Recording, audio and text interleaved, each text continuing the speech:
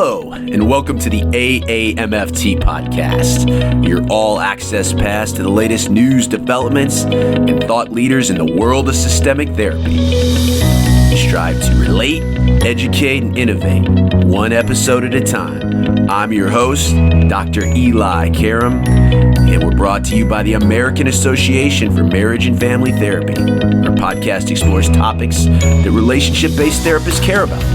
In addition to featuring unique conversations and interviews with established experts, our show provides information and education on direct practice and emerging trends in the MFT profession. For more information, please visit us at aamft.org. Thanks for listening and enjoy the show.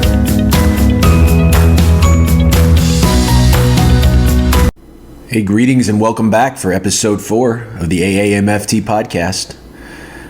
Been loving hearing from all of our listeners out there with lots of good feedback and supportive words for our first 3 installments that have focused on really in-depth, intimate person of the therapist interviews with some pioneers in the field. And you can go back in the archives if you haven't had a chance to listen to our interviews with Sue Johnson and David Snarch.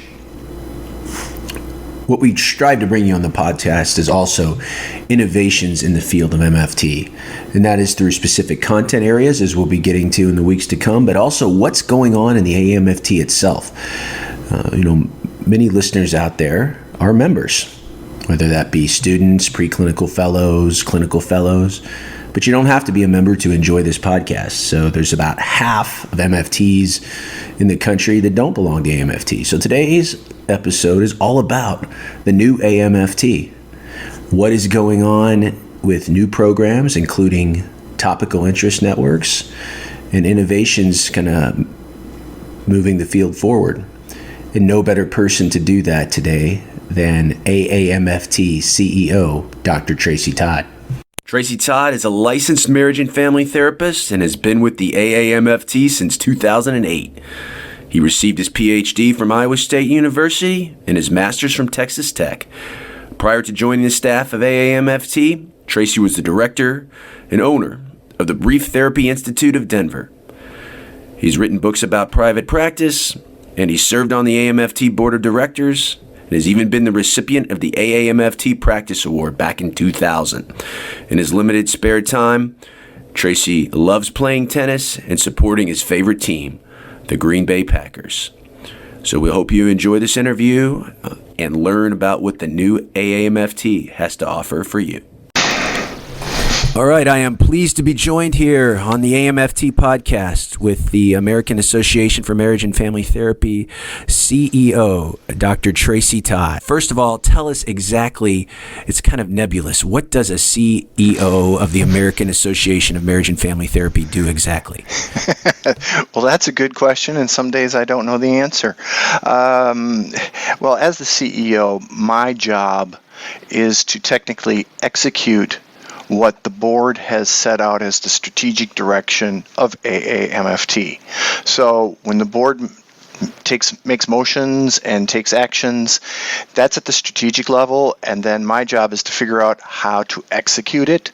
So I'm in charge of the operations, how it happens. The board sets the strategic direction. That is in the most general sense what I do. What a lot of people don't know is that AAMFT is a rather large now corporation. We not only have the association, but we also have a foundation. We have a property corporation because we own the building, and we have people who rent from us. So there's a lot that I have to oversee. Never thought I'd be a landlord and have to manage, 2 floors of professional tenants. So there's a lot there, but at the core, it's basically to execute the strategic plan of the AAMFT Board of Directors. Many organizations have people come from the outside that do not have a background anywhere commensurate with what they'll be doing. So talk about, I like for our listeners to learn kind of the person, we're relational people by nature as marriage and family therapists, so the person behind the title. So talk about just a little bit about your background in MFT and how that gravitated towards doing what you're doing now.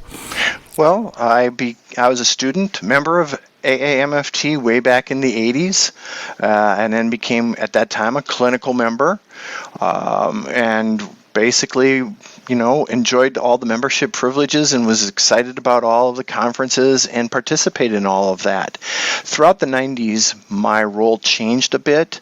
I was a frequent presenter for AAMFT, particularly during their clinical institutes, a lot on the business development of a practice, managed healthcare, things like that to help our members really adapt at a time that was a big transition for the business side of the practice, if you will.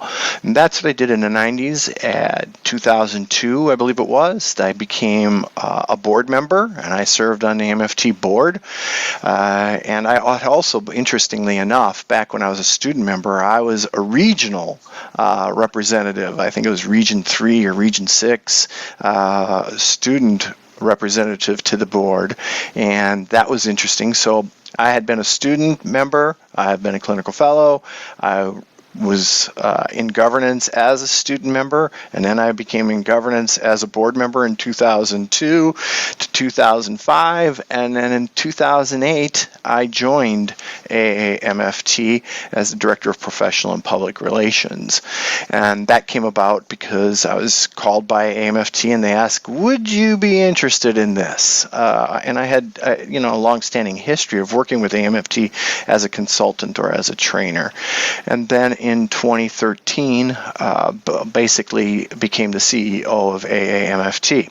So I have seen, I think, just about every nook and cranny there is to see of AAMFT. And then on the LMFT side, I was in private practice in Denver, Colorado, and spent probably half my time seeing clients and the other half my time either hosting trainings, or I was a frequent trainer for various state and regional conferences. So a lot of that was spent doing that, and then in the process wrote a couple of books on the business, if you will, of private practice. So I think I've seen pretty much what there is to see as being an MFT, and I have participated in pretty much all of that. Tell me about what you're most proud of in the last 5 years as far as accomplishments for the association before we get to what's coming up on the horizon.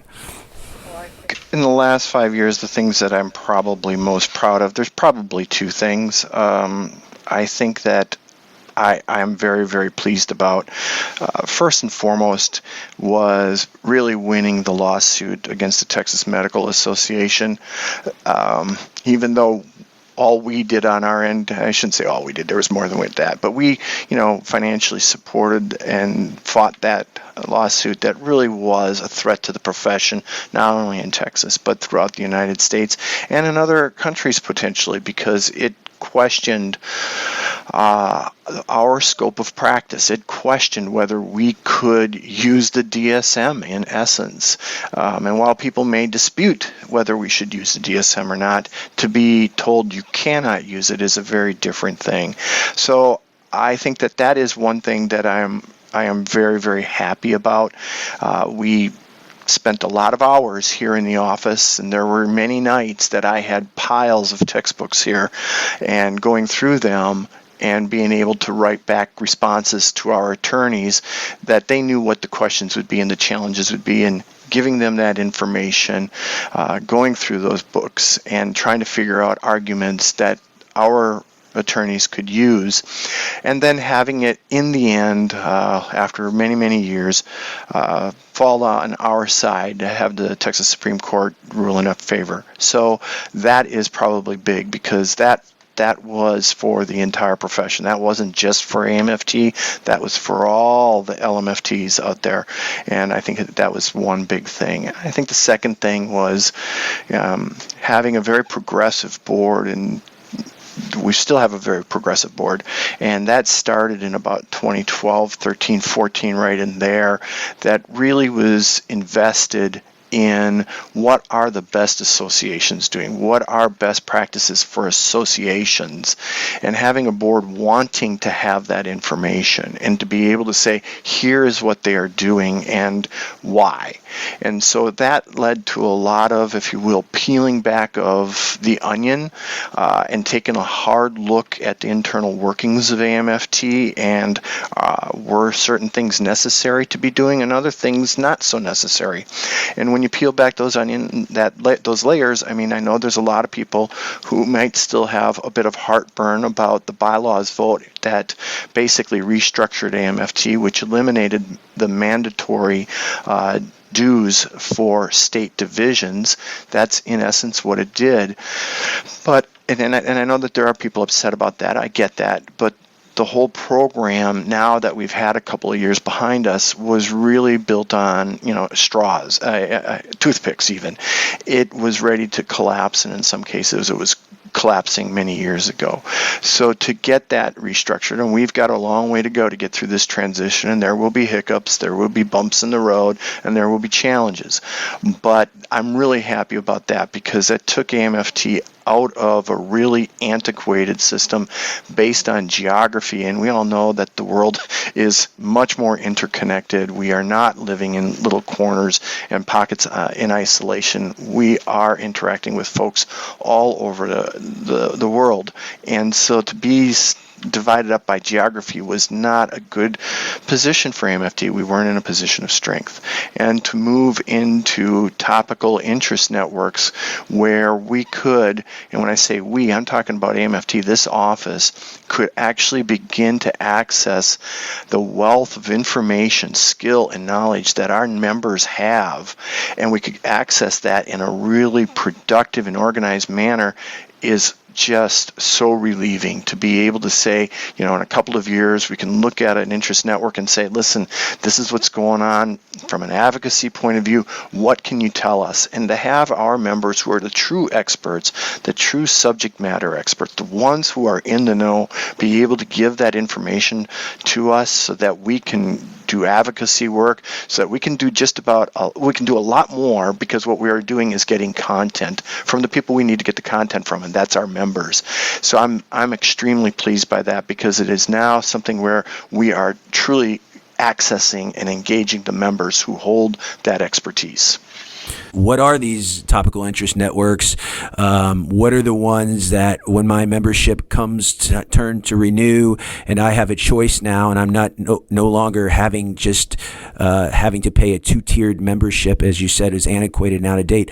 What are the topical interest networks I will be able to choose from if I'm an AAMFT member at any level, whether it be student, preclinical fellow, clinical fellow? What will be my choices?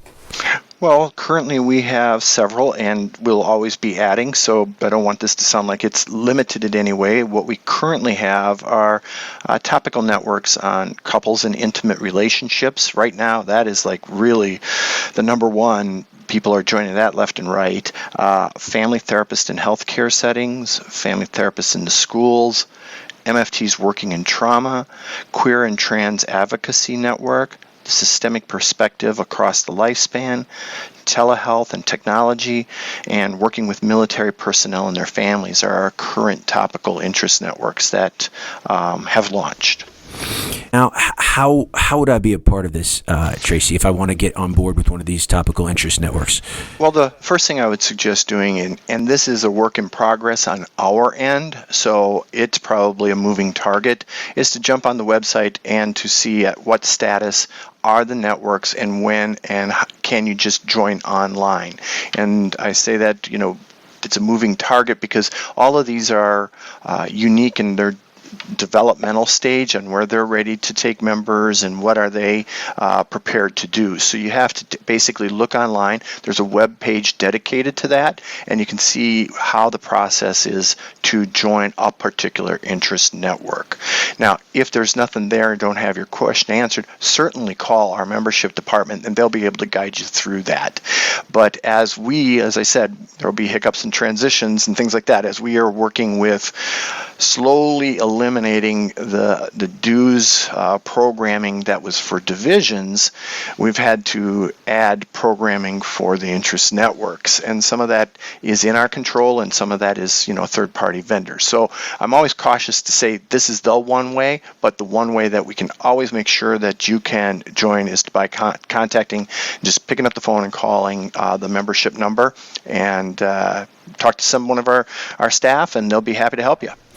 And you will obviously be hearing about those interest networks on this podcast, in addition to the AAMFT news that comes out into your email several times a month. So this is a really exciting thing. And really, coming back to these words, member choice, member engagement, I mean, the interest networks that will rise to the top are the ones that are the most clinically relevant to our members. So it's kind of a natural way of our membership and the field deciding what is the most important thing at the time, right, Tracy?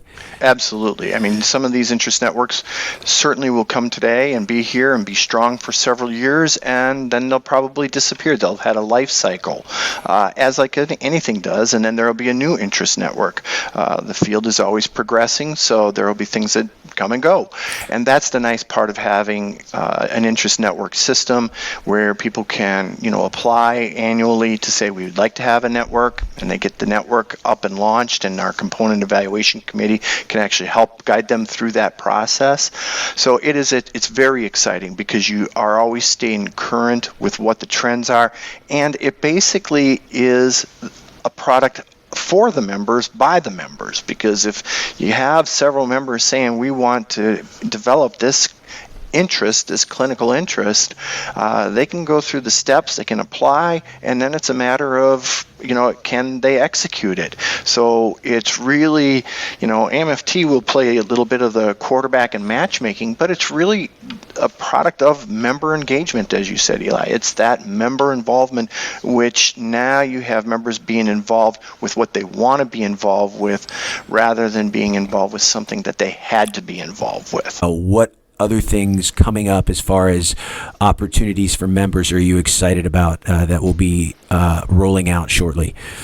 Well, there's a couple of things. That's a really good question, because we are trying to emerge and evolve to be very relevant to our members in terms of what we have to offer for benefits. And I think one of those areas that I'm extremely excited about and have seen wonderful growth is the Leadership Symposium, usually held in about March, and that has grown, and the comments about the Leadership Symposium from those who are attending are just through the roof, so positive, because it's a nice, intimate group, and everybody is there to develop their leadership skills. It's not a lot of clinical talk. It's really about a self-reflection.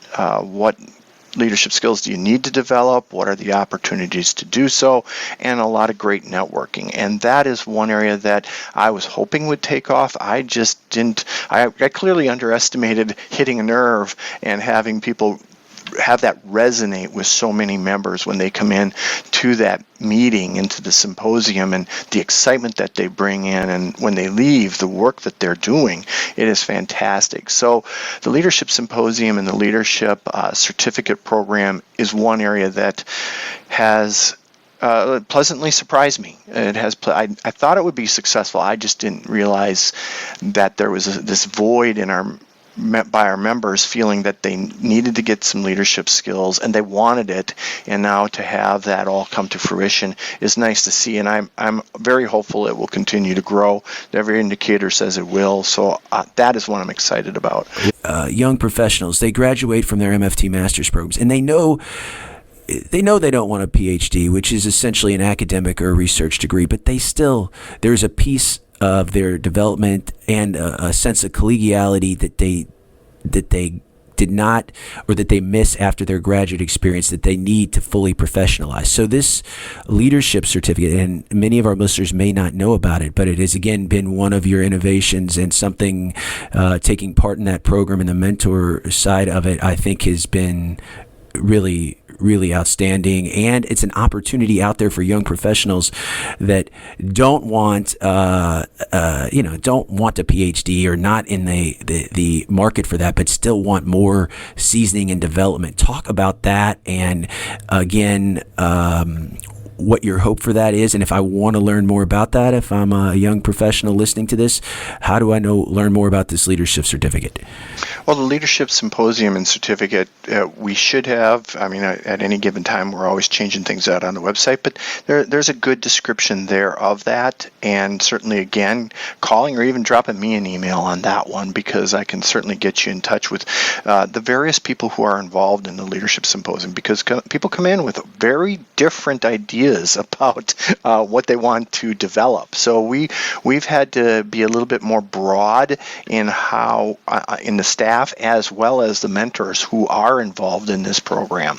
So I think that's how to get in touch with us and to be able to do that. I think the part that resonates, as you hit upon, we hear all the time the phrase, they never taught us this in graduate school. And it doesn't matter if it's PhD or master's. And that's because that's not the purpose of graduate school. Graduate school is to teach you to be a good clinician. What this does is really helps those that are looking to advance in whatever context, whether it's in a private practice and they want to run a private practice, or they're in an agency, or wherever. We've had academics, wherever their settings are at, people want to have more so that they can advance not only themselves, but we have a fair share of members who get very disturbed when they see other professions at the leadership helm and MFT interests aren't being, taken to heart. So we have members wanting to get into those leadership positions, and that's wonderful to hear. So that's where I think for our younger member, and I mean younger in terms of development, someone who's just graduated from a master's or a PhD program, I think that really fills a niche if they're looking to advance not only themselves in the profession, but also if they're helping to advance the overall profession of marriage and family therapy. All right, what else? I mean, you got so much stuff here, Gus. What else is really, really got you excited coming up? What else has really got our attention is something that we are investing heavily in, partly because it's exciting, partly because we know we need to, and partly because we got to play catch up to some other professions. And that is the area of simulation. If I talk about flight simulators, everybody knows what a flight simulator is. But simulation has gotten to be very sophisticated now. I mean, people who are in med school are engaging in simulated surgeries many hundreds of times before they actually do a surgery, so that they are well practiced and they can, program the simulation to have things go wrong so that they can practice something going wrong, a catastrophic event. So simulation has started to really boom and has been booming in other professions. HR, it has been around for at least 10, 15 years. Hospitality, it's been around for customer service for a long time, but it's starting to now be part of the behavioral health arena. And there are agencies that specialize in trauma who now send their clinicians to a simulator. And there's actually other behavioral health groups out there that are looking at how to regulate and have simulation as part of continuing education, licensing, etc. Now, it's very much on the front end, but it is happening, and it will continue to happen as simulation becomes more accepted as a very positive and productive training tool. So AAMFT has been exploring this. We actually are going to be partnering with a university, and we will be offering simulation for our university programs as well as the interest networks. And the brand of simulation, when we talk about simulation, we use what's called mixed reality simulation. So the therapist can be in a room, and I actually did the simulation, which was really, really fun and a little nerve-wracking, to be honest, because I hadn't seen a client in 10 years. So it was rather fun. But you have an avatar on a screen, and that avatar is actually an actor or actress playing that role who is extremely knowledgeable in mental health issues. So if it is, for example, substance abuse or depression, and I'm the therapist and I'm doing an assessment, I have to do this assessment with someone who is playing that role very well. And I can then see what I need to work on based on an instructor who's present, because the simulation has what we call embedded learning events. And in the one that I was doing, one of the events is to discover that the client's wife had passed away. And the client was being very evasive, was a mandated client to treatment, etc. So as soon as I hit and did that and accomplished that embedded learning event, the quote-unquote instructor said, okay, we can stop, and now let's talk about what you went through in the simulator. And then we've gone and watched classes use the simulation also. And the big thing about simulation is it allows you to fail. If you think about role plays, it's your peer. They're going to be easy on you. And they oftentimes aren't real engaging, and you kind of laugh and chuckle about them. If you use real clients, then you have to be careful, because the client is always the first focal point to make sure nothing comes of harm to the client. With simulation, the focal point shifts dramatically over to the person who's learning whatever the skill is. And that is a huge shift, because whatever is happening, you don't need to worry about the welfare of the client. However, within 15 seconds of a session starting, you actually think you're talking to a client. You forget about it being a simulation. So it's got that reality with it, but you can always say pause, and as an instructor, have a conversation who's ever sitting in the simulation hot seat and say, hey, what's going on? What do you think you should be doing? What just happened? And the focal point becomes the learning experience of the person who's doing the simulation. And simulation can be used, in university settings. It could be used in advanced clinical settings if someone wants to get their skills expanded. It can be used in so many settings. And I think about flight simulation that is used by very experienced pilots who have to log something like 15 hours a year, I think it is, in simulation. As someone's dedicated most of his professional life to clinical training and innovating clinical training, this is, again, very exciting news. But I'm also thinking what we were talking about a couple minutes ago. If I'm out of my master's program, and I might even be a licensed an LMFT, but I want to get experience, expand my scope of practice, work with a new population. So I'm imagining these interest networks too, or if I want to work with, I don't know, let's just say a population that I did not get training on. I want to work with military families or LGBTQ families. I imagine the simulation will help people that are way past graduate school as well, as far as honing and developing their clinical skills with new populations. Absolutely. That's just in due time. It's, basically getting it launched and having, let's say, military personnel come up with a script. What are the embedded learning events? And then people who want to learn that, like one of the basic concepts that we hear all the time with military personnel is just learn how people in the military talk, rank, what does that mean, etc.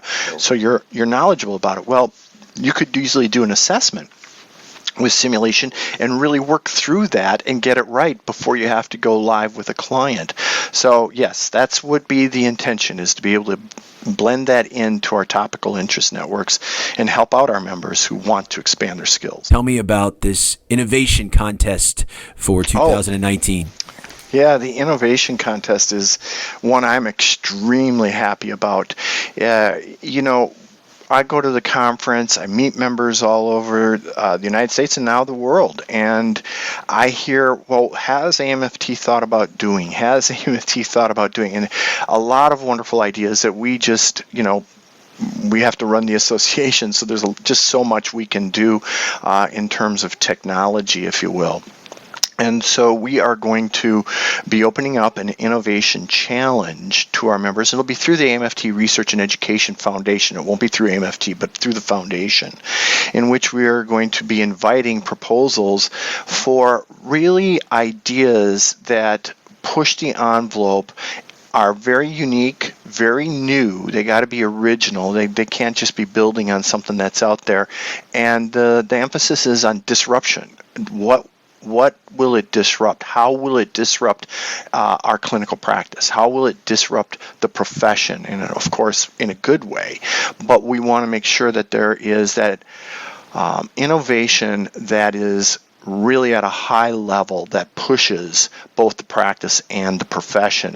And it can be, hardware technology, if you will. It can be something in terms of policy. And I'll give you a great idea. I was at a conference, and I think it's the UK or Ireland. I can't quite remember what country it was.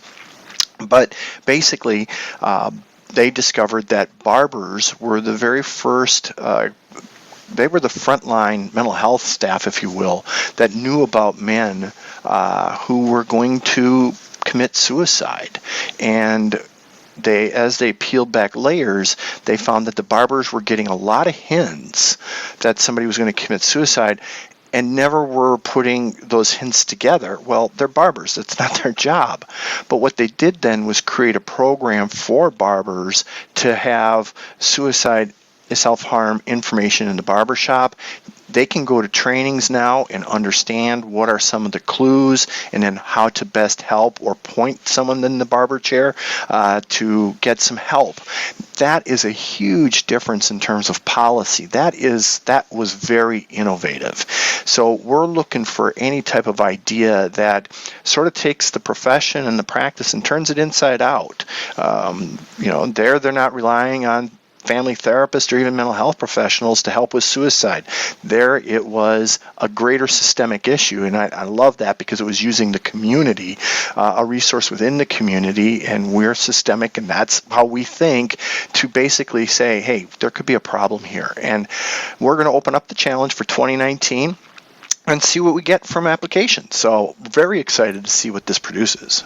And again, this will unfold as the weeks go on as far as the format and how to submit. But if I'm hearing you right, I don't have to be an academic or a researcher to do this. This is, in fact, I'm hearing you want this to be open to all levels of the membership that have innovative ideas, as you said, to disrupt in a good way, to kind of break our professional homeostasis, so to speak. You want every level of membership to feel like they could contribute to this innovations endeavor. Absolutely. That's very, very exciting. And when I think of, kind of where we're headed, again, it comes back to these catchphrases that, we use as like member choice, member engagement. And I don't know about you, but I am very proud to be part of the AAMFT, not just because I'm a marriage and family therapist and want that. I always tell my colleagues and my students that I'll do anything. I want this to continue as a distinct profession, not just a way of working or a modality. It is a distinct standalone profession. And to do that, we have to have engaged and active membership. It's not just paying your dues. It's about being an active member. So when you think of membership mattering, membership matters, as you and I have often talked about, what do you wish members knew about AAMFT, or in your own words, why is it important to belong to an association like the AAMFT? That's a really good question, and you use a great phrase, and that is that membership does matter in AAMFT.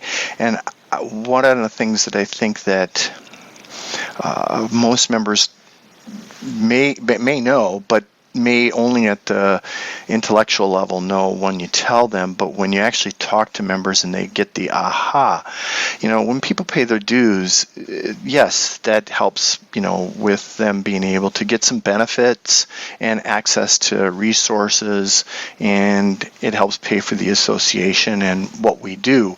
But it goes beyond that, as you said, Eli. Membership does matter because it's more than just paying the dues. And when we look at the numbers, and the numbers have changed pretty much in the last 3 years. They've been changing significantly, but it's one of those things that now keeps me awake at night, and that is simple math. When we do the math and know that there's about 62,000 licensed marriage and family therapists in the United States, and that number has grown. I mean, when I started watching it was at 50,000, but at about 62,000, and we have in our association 13,000 clinical fellows, so you can say they are roughly LMFTs, if you will, if they chose to do that. That's 21% of the LMFTs are clinical fellows.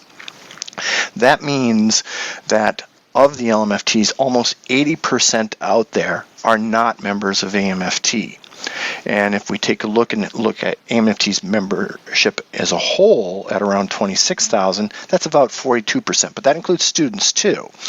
So it's less than half. It used to be over half. It used to be about 55 to 57%. Now it's less than half, and that's because a lot of people are getting their license, and that's a good thing. But less than half of those that are licensed and that belong to AAMFT, we have to do the heavy lifting.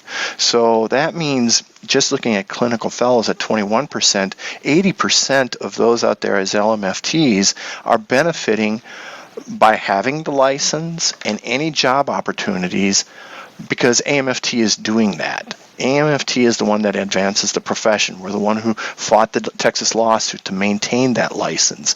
We have fought other licensing boards. We have fought with insurance companies. And for the most part, we're doing okay from a success point of view. Now, they don't happen overnight, and it's a long process. But AAMFT is the one. We're the only national Marriage and Family Therapy Association representing the practice and profession. So those that are licensed and not part of AAMFT benefit from our members. And so when I talk about membership matters, we have a very small percentage, 20% if you look at just the clinical fellows, 40% if you look at the entire membership body, that actually has to support the entire profession, of which the majority is not part of AAMFT. That's why membership matters. It goes so far beyond being able to go to a conference or getting insurance benefits or any of the stuff that we often think about. Oh, I pay my dues and this is what I get. It's really about paying the dues, and this is how it helps the profession. So that's the part that I really, hope that, and I'm glad to hear you say that, you tell the students that, and you really say that there's more to this than just it's a way of doing therapy. It is a profession that we believe in, and we've got to do the heavy lifting. And membership matters. That's a great way of putting it. In the early formation of AAMFT, it was about establishing and getting credibility not only for profession as a standalone discipline, but getting licensure in all 50 states. And we've come a long way. And I think some of the thing that bands our older members together is that struggle and that fight, and it solidified the field. And our younger members, it's a wonderful thing that we did before, but they did not have that struggle. They did not have that fight. So part of the reason we talked about, coming up with this podcast is reaching those people. Once you leave if you did not know that struggle, and once you leave the kind of furtive environment of your graduate program, you may be the only MFT working in your agency setting or your post-graduation setting, and then your professional identity, it is really tied to your organization. And the only way to ensure that, in addition to all these great benefits that we talked about today and all these new things coming aboard, is to be a member. And